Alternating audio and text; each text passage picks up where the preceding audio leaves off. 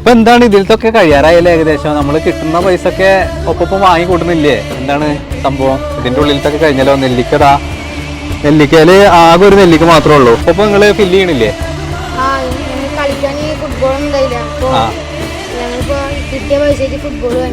അത് ശരി. അപ്പൊ കിട്ടിയോണ്ട് ഫുട്ബോൾ വാങ്ങിയായിരുന്നോ? നിങ്ങളുടെ സാധനം കഴിഞ്ഞേക്കാണ്. എന്നിട്ട്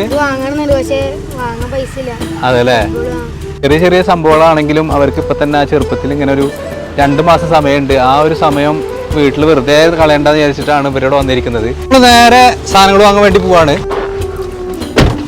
ഇപ്പൊ നമ്മുടെ അടുത്തുള്ള ചെറിയൊരു കടയിൽ എടുത്തിട്ടുണ്ട് കേട്ടോ. അപ്പൊ ഇവർക്ക് ആവശ്യമുള്ള സാധനങ്ങൾ ഇവിടുന്ന് എടുത്തോളം പറഞ്ഞിട്ടുണ്ട്.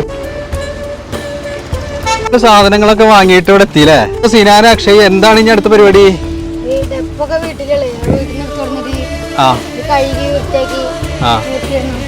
എന്നിട്ട് കൊടുത്തിട്ട് ബോട്ടിൽ ഇട്ടേക്കണല്ലേ? എന്തിനു വേണ്ടിയിട്ടാ നമ്മൾ ഈ ഒരു പൈസ